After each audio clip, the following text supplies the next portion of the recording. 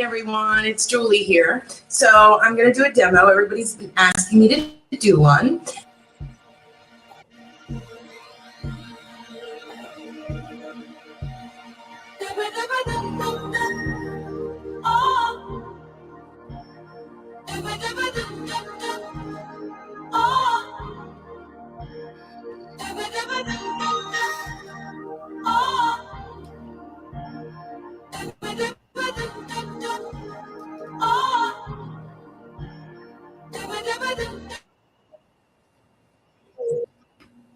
Well, welcome everyone to this special tribute to Julie Thompson. We have her mother, Gina Dibartolo, her best friend, Jena Campbell. Hi. 8 years ago on this date came one of the most horrific times in my life. We're all going to be emotional with me starting. But yeah, we're actually here it's July 18, 2015. And I know the call came in Eastern time because I'm here in California. It's 100 degrees and I'm getting broiled, but thank God I'm in air conditioning and modern conveniences. But the last 10 years for all of us has been very, very difficult. And we've all been our different lives and how we're trying to cope with this, even though it's 8 years ago. So I'm going to use the word squish, Gina Dibartolo. In subsequent podcasts and videos down the road, we'll get into our relationship because there's a lot there and a lot to discuss. And through that relationship with Julie, as you can see the little picture on the top right-hand corner with Gina and Julie as a little girl. And then her best girlfriend, Jena Campbell, is there with us. Yeah. Yes. So welcome all of you with this special edition. And Squish, I think maybe as her mother reflecting, and thank God we have this technology now to expand this to all friends, family, whoever is going to be seeing this, and hopefully the message you and Jena will be able to convey will be out there. So go ahead. Well, I've always wanted to do this and didn't know how it was going to happen, but thanks to Carl, we got this going. And, I hope you get the message here tonight that, I've lost my daughter, and that's the hardest thing you could possibly go through in your life. However, you got to pick up the pieces and move on for them. I'm living for my daughter today. She's with me every day. Just because she died doesn't mean she's not with me, or that the love changed, or that the bond changed. Everything, we still have the bond that we had when she was here. And I feel stronger some days, even more so, because I feel her wrap her arms around me and hug me. She saved my life in the bathroom when I fell. Like, there's so many things I could go on and on about that. She was there. And it was the only way that I can make sense of it is that she saved my life, or that she was there to support me and help me get through something. So I'm very grateful that I have that connection with her. I'm highly spiritual. I'm clairvoyant. I'm an empath. I feel things. So I think that helps with me getting the connection with her even stronger. So, that's been the beauty of all this. But I want you to know that just because they pass away and they leave us on the earth plane doesn't mean that they're not with us every single day, because my daughter is, and I'm grateful for that. That's what helped me move on, helped me get stronger. I haven't moved on. I mean, there's still that hole in my heart that will never fill. I miss her dearly every single day, but she doesn't want me to cry. I mean, she gets upset when she sees me crying and mourning over her, because she wants me to live my life and be happy. That's what she wants me to be. And she makes that very clear with me. So, it's been a lot. It's been a lot, but through God, my angels, and wonderful friends like Jen, she was like a second daughter to me, and Campbell, who's like the bright light of my life. I mean, if it wasn't for them and Brad, her husband, they made me feel so comfortable, and I felt so part of the family, and it helped me heal. It helped me heal. And I just want everybody to know that you can heal from a horrible tragedy like that. And it was a tragedy. It was a Terrible tragedy. Plus, we're in South Jersey and she lived in North Jersey, and then trying to get her things and all that, it was just a nightmare. But we got through it. We got through it. And thank God for Jena. She was there supporting me every step of the way. And I'll always be truly grateful for that. Jen, I just posted a picture of Julie with Campbell. Campbell on the top right. So, and that you had her in May of that year, right? And Julie passed only 2 months later. So let's go ahead, reflect back on that time. Yeah, that was incredibly hard to be a first-time mom and have a 2-month-old. I was struggling with breastfeeding, drastically struggling with breastfeeding, which any mom can relate to that, and also with sleep, and then I remember I took a break to have some dinner, and I think Campbell was sleeping, or maybe my husband had her. And then I got that call that I'll never forget. The horrible call. Yeah. And it was just so strange to be so happy because I was this new mom with this beautiful baby, and then to be so sad and grief-stricken at the same time. It was very, very confusing time for me. And that went on for months, for months that went on, and years, it was very hard. It was weird because it felt like Campbell came into my life and then Julie left my life. That's exactly what I don't know. Yeah, it's exactly what happened. And I don't know what that's about. Like, I feel like their souls are very much connected, Julie and my daughter Campbell. And I don't know if they couldn't be here at the same time. I don't know what that was about, but it felt like there was something to it that Julie wanted to watch over her at the same time. Yeah. Yeah. I don't know. Or like Julie wanted to watch over her in a way that like she couldn't if she was here. Right. Like in the physical world, Mm-hmm. I believe that. Yeah. Yeah. I often think that like she was so protective and so loved her so much that she was like, how she used to get mad at me holding the baby. She used to be crazy with me holding the baby. You're not holding her right. She used to get so mad at me. Your mother used to get hysterical. I remember that. She's like, listen, she raised you, Julie. She knows what she's doing. Yeah, it was funny. Yeah. So that was an interesting, very hard time. But what we've done is since since that moment when Julie passed, we've talked to Campbell about her angel, Aunt Julie. And we have pictures of her in her room holding Campbell, and we talk about her literally every day. She has a little blanket that she calls her Aunt Julie blanket, and she has a couple of bears that she calls her Aunt Julie bear. And she won't go anywhere to sleep. Like, she won't sleep at my in-laws without this blanket because she's like, that's my Aunt Julie blanket. It goes with me where I go. And she knows Julie is her little guardian angel. So she's watching over all of us. That's for sure. That's the one thing. And it makes Campbell feel more protected. It makes her feel safe and I always felt so grateful. Even though she only met her when she was 2 months old. Yeah. And you always kept her alive with Campbell, and that I was always grateful for that because she knew Aunt Julie. She even got to watch Aunt Julie's movies, the movies Carl did. So she knows who Aunt Julie was. And that was a beautiful gift, which helped me too, because it helped in my healing as well. Well, I'm just checking about who's the week. Did we lose Jena? I think so. She'll come back. Yeah, she's been having a little bit of technical problems there. Yeah. Actually, Jena, we're getting your friend Ernesto is watching as you see the little comments on the side. Hi, Ernesto. Yeah. I see that. I'm back. You're back? Yeah. I'm back. Must have lost connection, but I'm back. Okay. But we try to keep her memory alive by always talking about her and her life. And, I do it. My husband, Brad, does it. And even like my mom and family members, like everyone talks about Julie, and she was important to us all. And it keeps her alive for Campbell.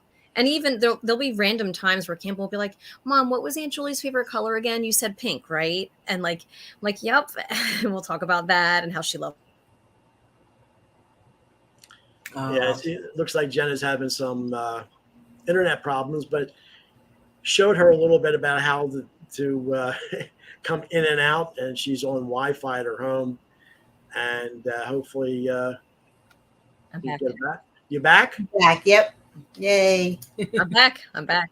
You're back. Sorry. It's okay.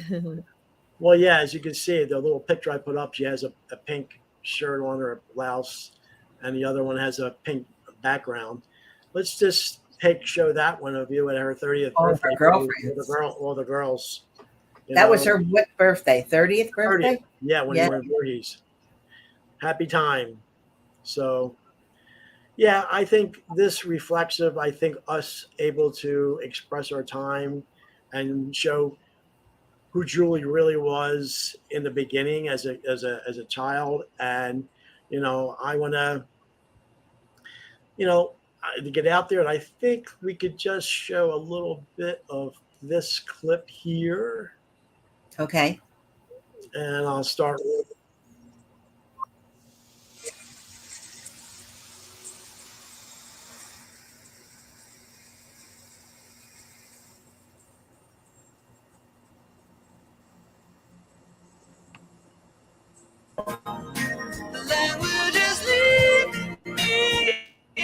So here's the little girl. The famous. I rented a horse for her birthday.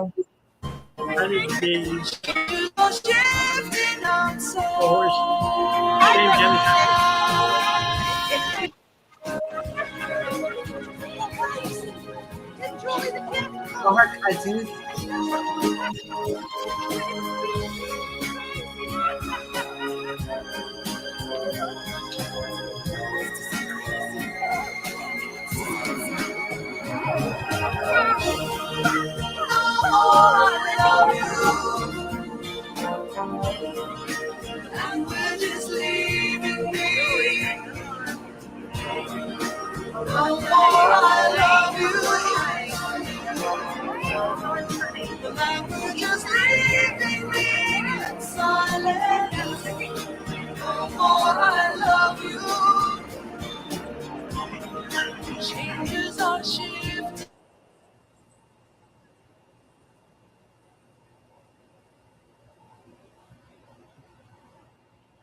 Well, it seems like Jen is still trying to find her way back.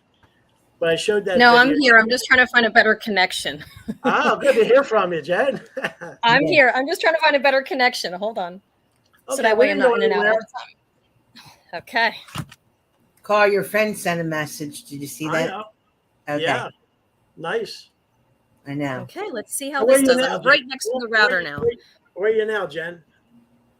Now I'm in my living room, which is a hot spot where my daughter and husband are. But this is where you're going to get a solid. Are they also watching as we're doing this?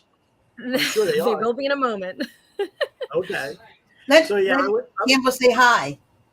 Campbell, do you want to say hi real quick to Aunt Gina? Come around to behind. How you feeling, sweetie? Practicing to make the Eagles. Good. How you feeling? Better? Yeah. So this is 8-year-old Campbell. Hi, Jen. And I had the picture of Julie with you at 2 months. I love See that picture of you? Hello, Campbell. I haven't seen you in a while. This is a tribute for Aunt Julie's life. So we're talking about Aunt Julie's life. So actually, I was playing the video was showing Julie as at her 7th birthday party with the horse that the pony, excuse me. Pony, I rented, yeah. And that little one, it was ironic that how that was, and I'm the one who's always taking the videotape and of the show. Thank God we have it. We had it. Yeah, and I spent miraculous amount of time to go through all the tapes and everything. And I'm going to go through another one, but I think that I wasn't at this 16th birthday party, but it shows a transition in 10 years when she was, 6, when she was at one of these other ones, and then to 16. So I'm going to play that. Hold on one second. Technically, let's see, play this.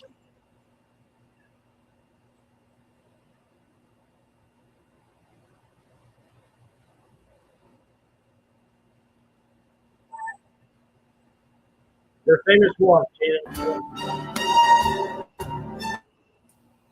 You had to put that one on. I remember she was aggravated with me. She didn't want to party. Yeah. And there's her dad.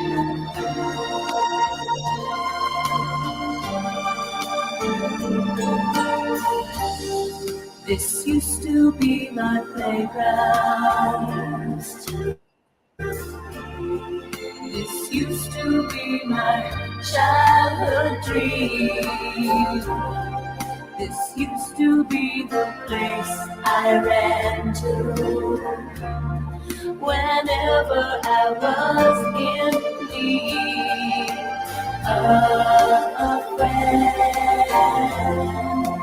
Why did it have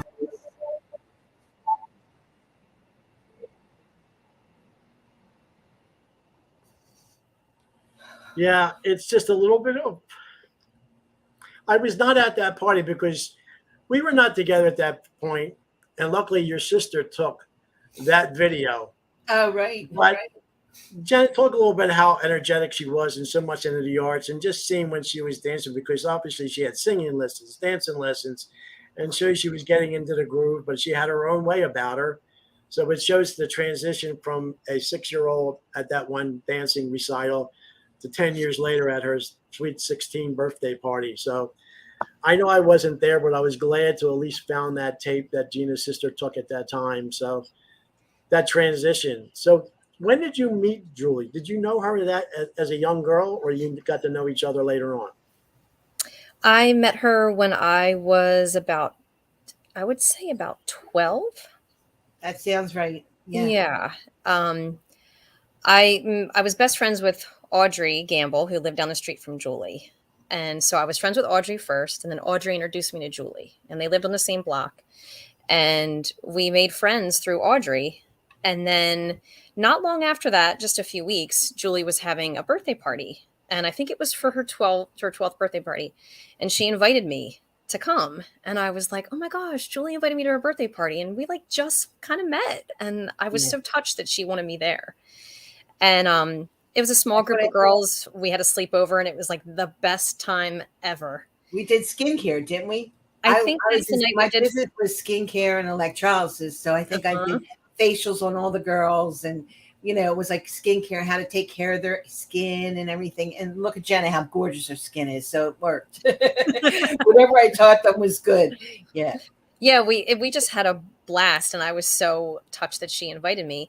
And then that was kind of the beginning of forever.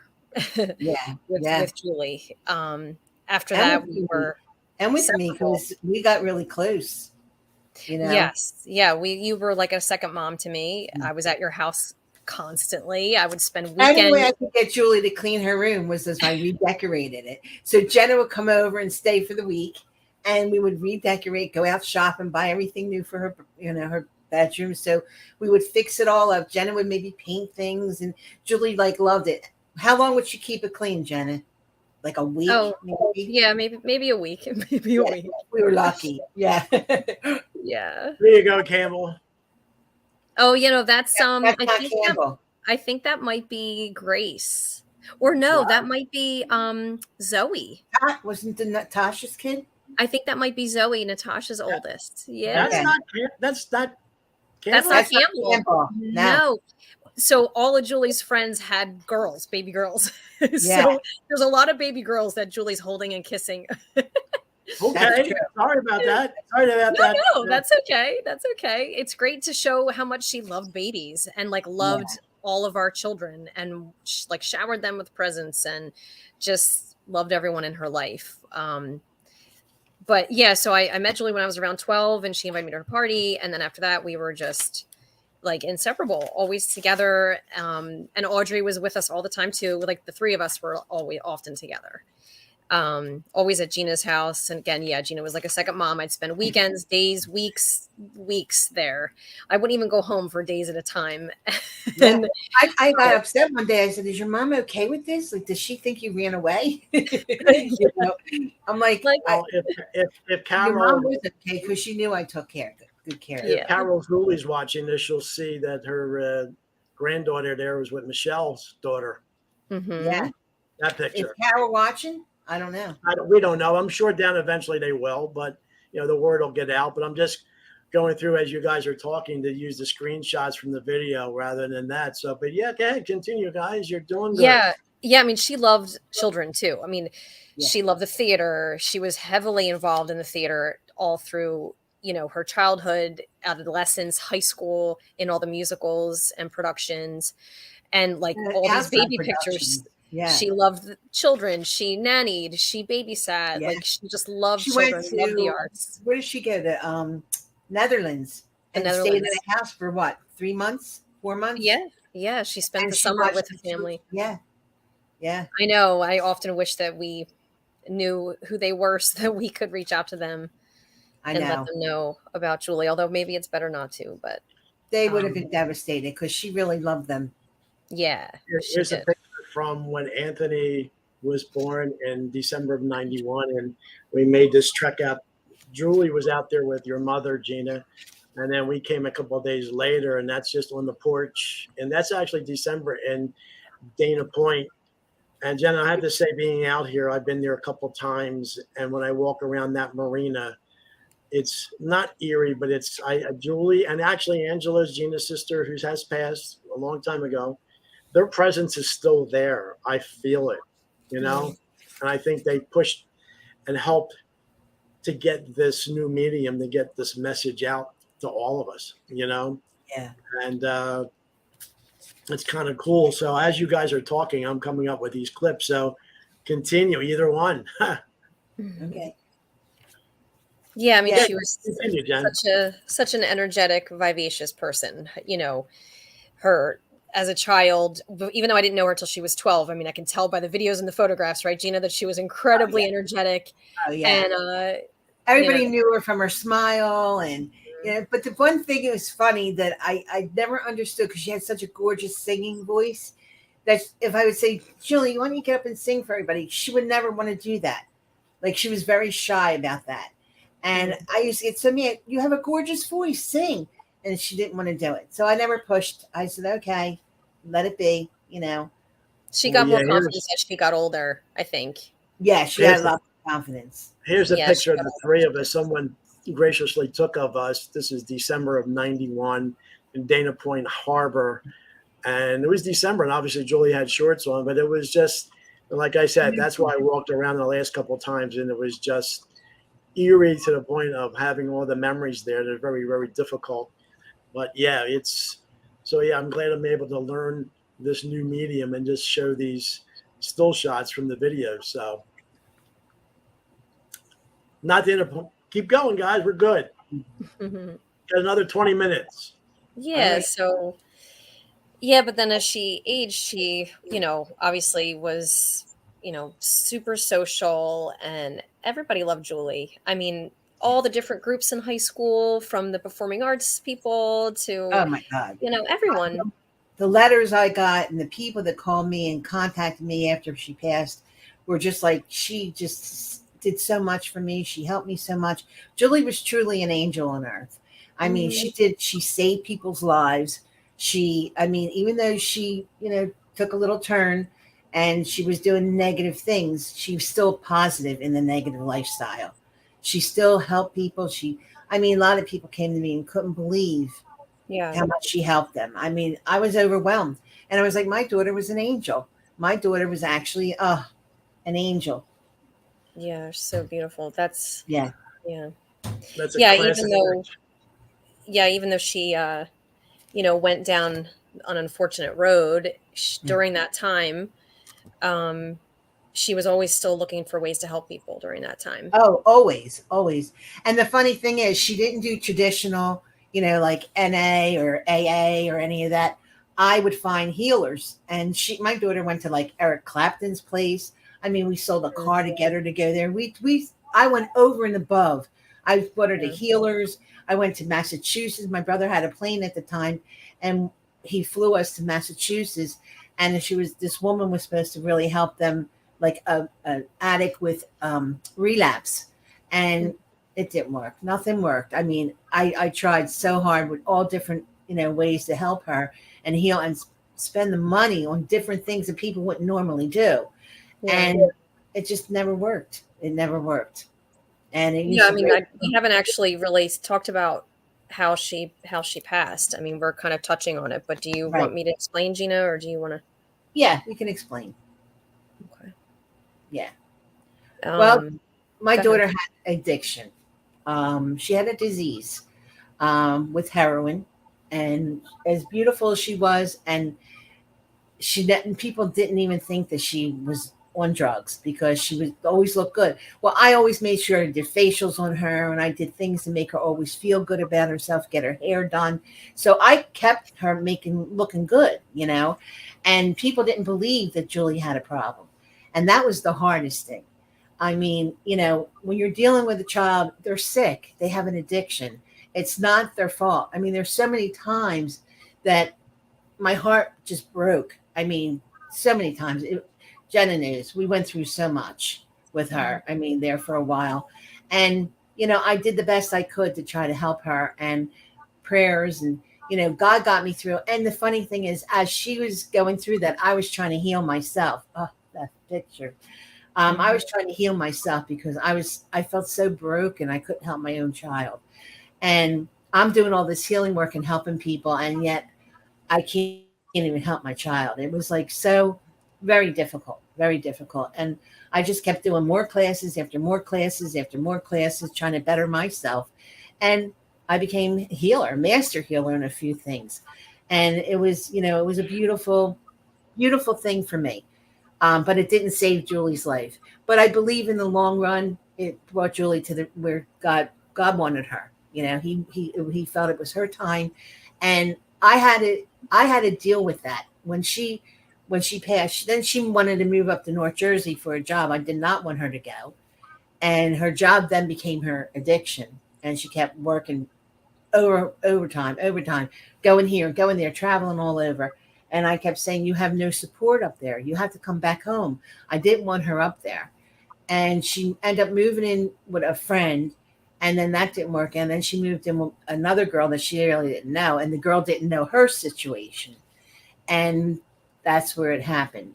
Julie went out one night, came home, got food, like her normal routine. And they found her dead. And I got a phone call. And that was the worst phone call I ever had in my life. The detective was such a, she said to me, "Are you Julie Thompson's mother?" And I said, "Yes." And I said, "How can I help you?" And she said, "She's dead." I went, "What?" And I just screeched, and I threw the phone, and car come running out. And that screech was I just screeched. the I most was like, horrific thing I've ever heard in my entire life. And I knew just from that somebody talked to me like that. I'm a mother, and we weren't Julie didn't look like a drug addict. She kept herself nice, and she just never looked like a drug addict. And that's why I think it's also important to explain that she relapsed after a long time of not picking up. So she definitely didn't look like your look how great she stereotypical. looks. This was Easter 2 or 3 months before. This was April. Look how Right. great. And we brought all the food up to North Jersey for Easter dinner, and her combination Easter and her birthday. Look how great she looks. That was in April, and then she died in July. So Correct. if there's anything that people can take from this, is that even if you're in your addiction and you think you're doing well and you're in recovery and things are going okay, it does not take much for you to pick up again. So you have to keep your supports going, your community going, your meetings, whatever works for you. You've got to reach out to people if you're having a hard day, because you look at her in April here, and then July is just a few months later. Yeah. But she was doing really well for a long time. Really long. Yeah. And we need to go back really, because she started using maybe when she was like a junior in high school. Yeah. That's when it began. But she was working in Voorhees, and did not happen with the people that she hung out with or she grew up with, because our school was good, that there was no drugs there. It happened when she started working in Voorhees at a restaurant, and the girl shot her with heroin, and that was the end of it. Well, it started with coke. Oh, was Like it? just like yeah, they were in the bathroom on a break at this restaurant she was working at, and it started with coke, and then within 2 weeks it went on to the heroin. So it didn't take long. Thank you. I didn't know that. Yeah, it didn't take long to, but she was already kind of on this little path. Like she was like wanting to party and was like, drinking and, smoking and dabbling in some pot and different things. And then and I noticed this, like, as her best friend. You came to me and you said, Gina, don't let her go to that rave. She'll kill herself. And I said, yeah, she was planning on going to a rave, and she had told me, like, I'm going to try everything, and I'm so excited. And she had already started dabbling at this diner, and I was terrified of her going to this rave. I wasn't sure if she'd make it home. And so I went to Gina and told her what Julie had been up to. I was just stunned. I was stunned, but I was so grateful that Jena had the courage to come to tell me, because most kids keep that all hush hush. They don't talk about their friends and tell you what's really happening. And Jena had the courage to come to me and tell me. So I always called Jena my angel from that day on, because she let me know what was really happening, because I didn't know. Jena, that wasn't that specific weekend she was supposed to come down and meet with you, and she was complaining about back problems and the reason why she didn't come down, and then she found something that thought she could take for whatever she was experiencing, and that's what happened. Yeah, that was flashing forward to her, the end of her life. So she started using in high school, and then it was a long road all through the end of high school. She got a scholarship to go to college for the art, like theater and the arts, and did not go to school because I told her, you're not coming home in a body bag. You're not going. Yeah, she didn't go because she started going down this this path of drug addiction and drug abuse. So she didn't go to college like she had planned. And then all through her 20s, she was battling this addiction off and on, rehab, like so many. And then in her late 20s, early 30s, she started to get it together here and there. And she'd have long patches of time where she was doing well. And then she would relapse and then fall off, and then she'd do well again. But then at the end of her life, like Gina had said, she got a job in North Jersey and loved this job. And it was like a very professional job where she was in sales for educating children. And they loved her. A lot of money, and he kept dangling a carrot in front of her face. Well, you're going to get this bonus and that bonus if you do this and if you do. And I used to get so angry. I said, Julie, your addiction now is your work. I said, he's dangling a carrot in your face. I said, just come back home. This is not working out. And then she started getting vertigo. Do you remember when she got the vertigo, Jena? She started she was really stressed out with work because she loved it and wanted to do well. She always felt so ashamed about her drug addiction and wanted to succeed and show everyone the best. Do it. I have to mention that I was in marketing and sales all my life, and I had a background in it. But I know Julie was never really in sales, but how successful she was and how she was able to be successful because she was on stage. When she went into a school to make a presentation, she was that actress that they were captivated by her. She could have sold them anything, but they would have bought it. A blind man in a pair of glasses, I used to say. Exactly. That's where I was so amazed. I did have some, conversations with her about it. And I mentioned to her, she says, yeah. I said, Julie, when you walk in that door and make that presentation, there's the actress coming through. So you could have had anything to sell them, which you did. And it was an amazing, but I have to do one little captive story towards the end that she was in North Jersey. She was not great with directions. So she would text me the night before she had to go somewhere, and I would give her the directions to text. But about one little thing about different generations, and she was in North Jersey. I said, well, just check the radio for the traffic about, the Parkway, getting up to Northern New York or whatever. And I just put on, 1010 wins. It's like the KYW of New York on AM. She texts back, what's AM? So, it's like, okay, so little vignettes like that. And I was happy to do there. And I would say, how did you make it? Oh, yeah, your directions were great and whatever. And, we were getting back close again because I know, Jena, you went with her somewhere. I think it was 70 for the year before. You went to Yankee Stadium to see, oh God, who was it? The richest guy. What's the heck's his name? Oh, Joel Osteen. Joe Joel Osteen. Osteen. Yeah. Right. So I took her because I was Wow. doing executive car service at that time and she needed a ride to 30th Street Station. I said, yeah, of course I'll take you. Don't worry about it. You don't need Uber or whatever. I took her. We had a nice conversation before that and she was going up. She was very excited about that. So it's sad that, I don't have any other kids or whatever. And Julie was getting closer again. Because I remember being her one of her assistant coaches on her softball team. Yeah. And how she used to play with me about whatever. And Gina could remember that I was always kind of staunch at the dinner table and blah, blah, blah, and blah, blah, blah. And she used to love to break my chop. She kind of break me down. Yeah. And then certain times it's like, and then I finally would have to do and then we all had a burping contest at the dinner table. It kind of broke me. It's like, okay, Joel, you win. And so it's just how you get kind of, get to know each other. And obviously she had her own father. I was her stepfather. And there was little battles saying, you're not my dad. I said, you're not my daughter. And back and forth. But then later in life, as she became an adult, she would confide in me. She said, Carl, I thought you were an asshole. Yeah. I thought you were this and you thought you were that. Blah, blah, blah, blah, blah. But then as I got older, found out the way life really was, I want to thank you. That yes, you never varied. You were a father. You don't want to be my friend. You were not my father, my biological father, but my stepfather.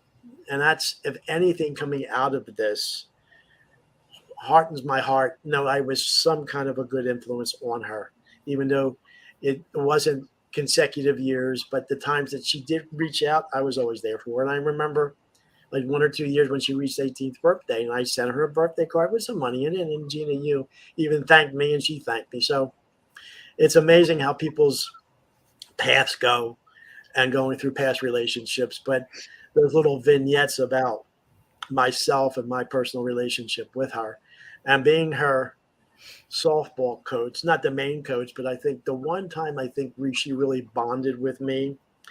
I don't know, Jen, if you were on the team when she was playing softball, and she was pretty darn good. And there was just one game that, all the girls had to play at least one inning. And we're getting to the fourth and the fifth. And it's like, oh, Julie's not in yet. And I called to the coach, oh, when's Julie going to go in? He goes, well, she can sit out for this one. And I immediately went, hey, Joel, get your equipment, get your bag, let's go. He goes, what are you doing? What are you counting? Wait, is she going to play? She's not playing. What are we wasting our time for? The rules have to be that she has to play at least one inning. And she realized that I didn't back down. And he goes, okay, Joel, you go in. And I think then she kind of realized I was for her.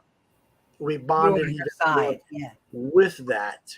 So, all these little vignettes, and obviously I'm the male role model. And I don't want to get into the other role model. Gina would talk about that. Jena would talk about it. I don't think that's my call, but I think I was hopefully, and I know when she's around me, I hear the theme song for these two videos, Annie Lennox, No More I Love Yous, and then Madonna's song.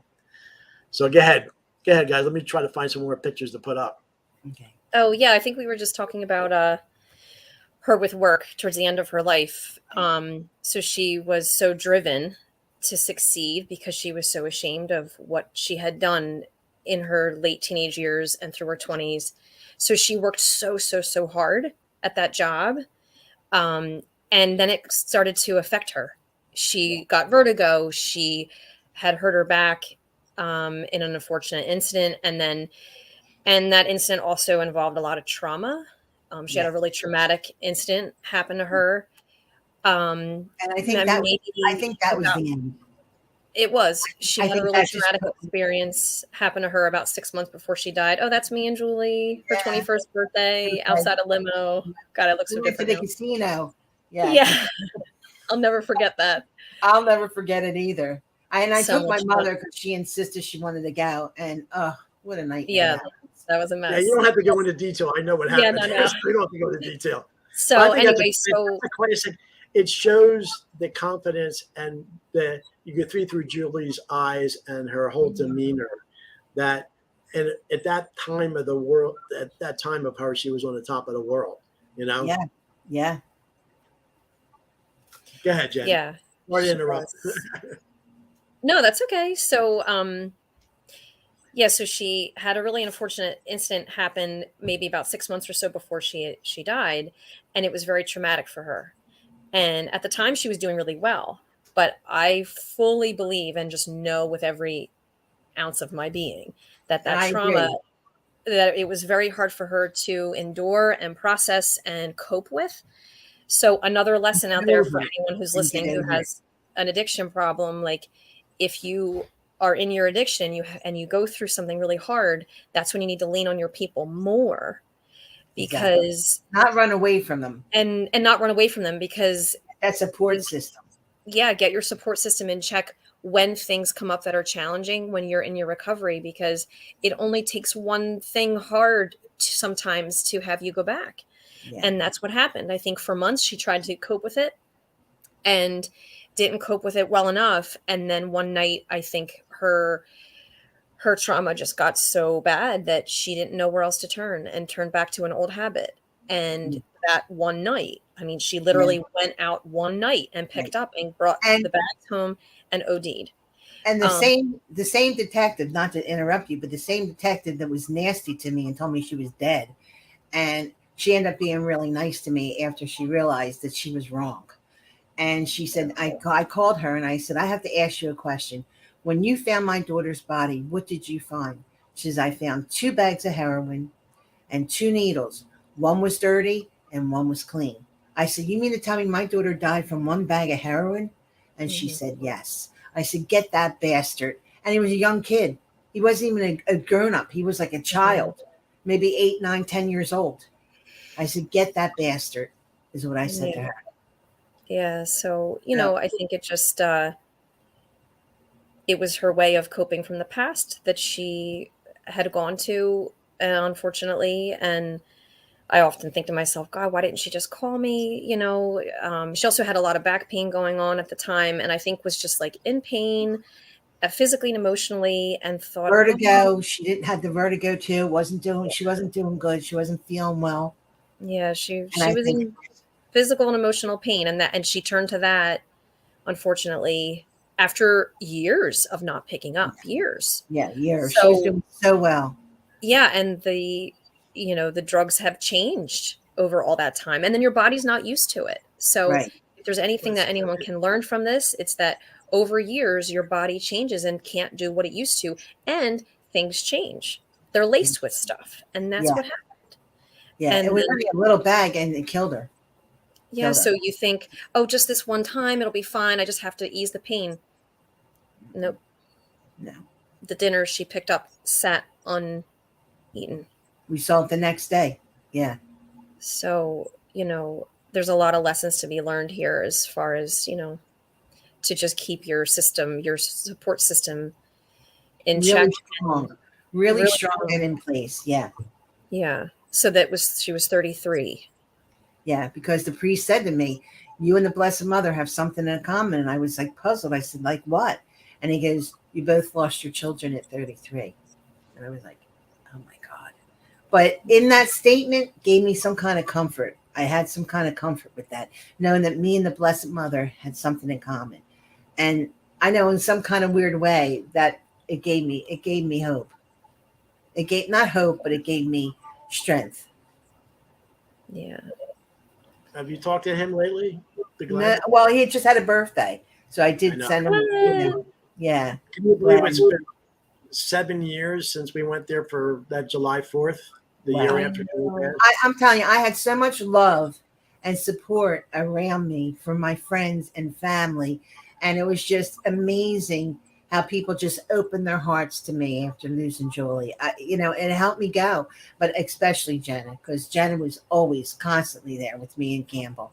And that made me so grateful every day. And it helped give me hope. It helped give me hope to move on. Everybody says to me, I don't know how you make it every day. If I lost my daughter, I'd be in bed. I wouldn't get up. You have to move on. I move on for Julie. I am living for Julie now because that's the most important thing. She wants me to be happy. She wants me to have a life. She wants me to, be happy. And she's with me. And I know she's with me because I've experienced that. So just because somebody dies doesn't mean that their love dies or the bond dies or anything that you had with them dies. It's always there. Always there. Squish, how did I say when you first asked me questions that day? How am I going to get through this? One day at a time. Step, one day at a time. One step, one day at a time. Yep. And here we are 8 years later commemorating what Talking happened, about transpired that day. And look, I don't wish, obviously, I'm sure maybe fentanyl was out there in the market at that time, but people are horrendous going through this daily with fentanyl, which just all it is just a few grams of it, just a little dusting of it could kill someone. So I can't imagine what other people are going through in this present time. And, you found out, not that I'm a big fan of him anymore, but Robert De Niro's grandson died of that. And everybody you said, in these, is all fentanyl. So it's a scourge. And, I grew up when we heard the war on drugs and all that, but obviously there's no war on drugs. There's too much money in it. And maybe another episode we'll get into why it's still there and prevalent, but this is not the forum today for that. We're just here to commemorate Julie's life. And to give her a tribute because you know what? Julie was a wonderful, wonderful girl and she was an angel and she'll always be my angel. She has saved my life since she's been gone. I've had experiences where I know she was there and I know she saved my life.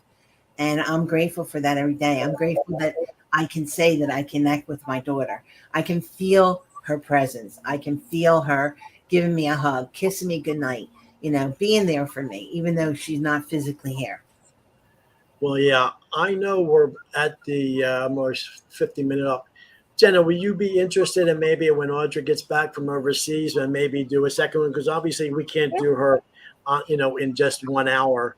And I'm sure, Gina, you and I are going to have many countless times and be able to talk about Julie and, maybe go into a little bit more detail. But I think to have this first particular one, especially on the anniversary of her passing, 8 years later, I think with this technology, I think we were blessed with this. And hopefully, people will see it and resonate and get back to you, Gina and Jena, about talking more about it. And I really wanted to do this because I wanted people to hear me talk about it. And I wanted people to know that, when you die, you don't go, you don't leave, you just go to another dimension. And yeah, it's a shame your video is just breaking up a little bit. You're good now, Gene. So, okay. But yeah, continue. Yeah, we can still connect with our people who passed on. And I'm just grateful that I can do that. And I'm grateful that I studied enough that I can learn how to do certain things and I can figure things out. And I just know that, I'm blessed. I'm blessed and I'm very grateful. And you got to count on God. You got to count on God to help get you through the tough times because God and my angels carried me through. And also Jena and Campbell, it was always there for me. Well, we're gonna close this out in a little bit, but I think we're gonna just screen share one little last one about a little goodbye from Julie. So give me a second here. Thank you all for listening and love to all of you. Well, we're not totally done yet.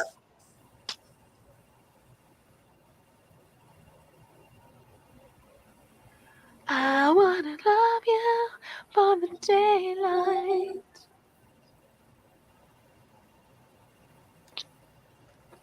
Bye-bye.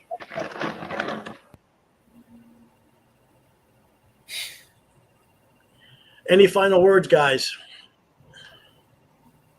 Thank you for watching.